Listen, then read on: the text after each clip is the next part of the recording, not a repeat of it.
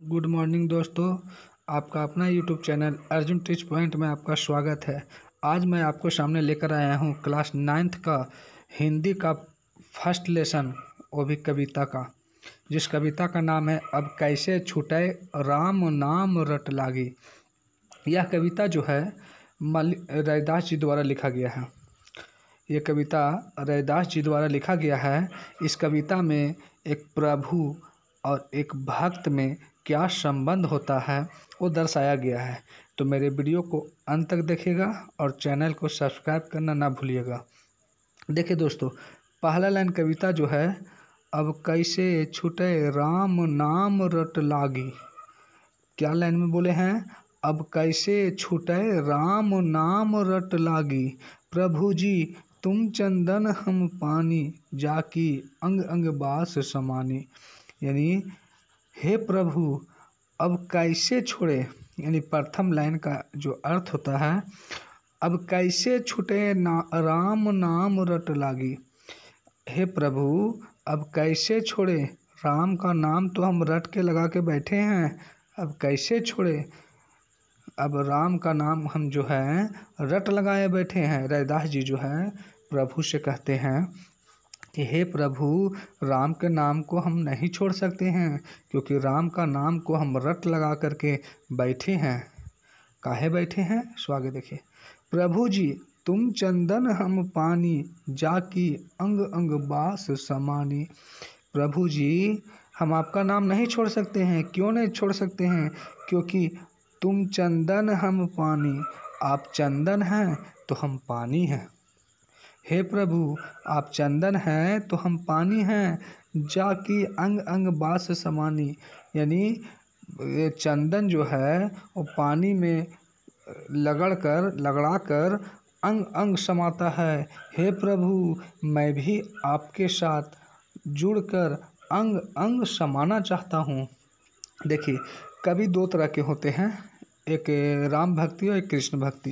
तो ये राम भक्ति है, राम को भगवान मानकर कहते हैं, हे प्रभु आप चंदन हैं तो हम पानी हैं, क्योंकि चंदन में खुशबू तभी आती है जब वो पानी में लगड़ाता है।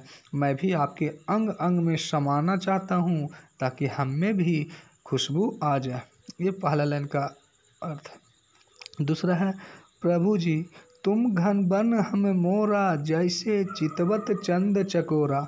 हे प्रभु जी तुम घन हो यानी तुम बादल हो तो हम मोर है। हे प्रभु तुम घन यानी बादल हो, तुम बादल बनते हो तो हम मोर बनते हैं। जैसे चितवत चंद चकोरा, जैसे चकोर पक्षी अपनी प्रेमिका के याद में रात भर चंद्रमा को निहारती रहती है, मैं भी आपको निहारना चाहता हूँ।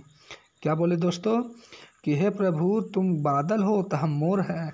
आपको पता होगा जब बादल घिरता है तब मोर नाचता है, तो बोलते हैं हे प्रभु अगर तुम बादल बन जाओगे तो मैं मोर बन जाऊंगा।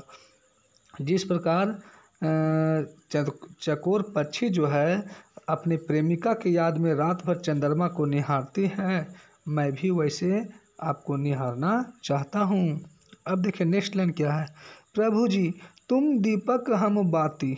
हे प्रभु तुम दीपक हम बाती, जाकी ज्योति बरे दिन राती। हे प्रभु तुम दिया हो तो हम बाती है। देखिए आपको पता होगा कि एक दिया को जलाने के लिए बाती की आवश्यकता होती है। अगर बाती नहीं रहेगी तो दिया नहीं जलेगा।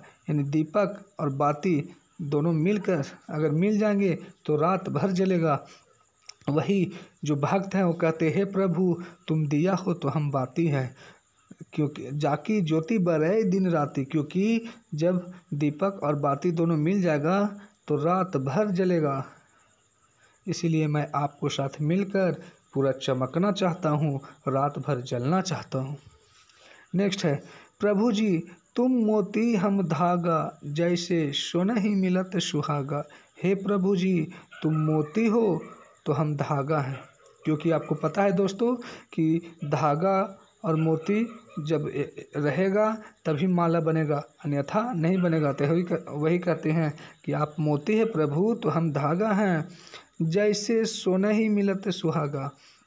जिस प्रकार सोने को शुद्ध करने के लिए सुहागा की आवश्यकता होती है, ठीक उसी प्रकार मैं भी आपसे अगर मिल जाऊंगा तो मेरा भी शुद्धिकरण हो जाएगा। देखिए इसमें जो है प्रभु से विनती करते हैं, प्रभु तो आपसे हम मिलना चाहते हैं। अगर जिस प्रकार सोना को शुद्ध करने सुहागा की आवश्यकता होती है, उसी प्रकार मेरा भी शुद्धिकरण आप ही से हो सकता है।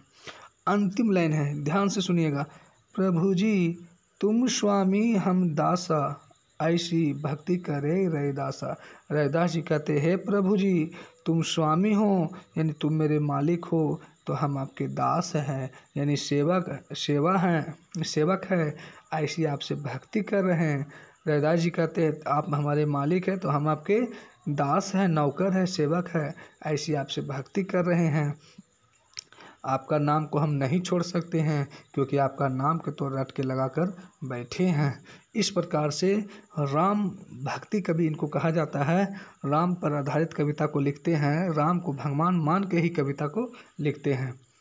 तो मुझे विश्वास है कि आपको ये कविता का अर्थ समझ में आया होगा। थैंक यू, धन्यवाद।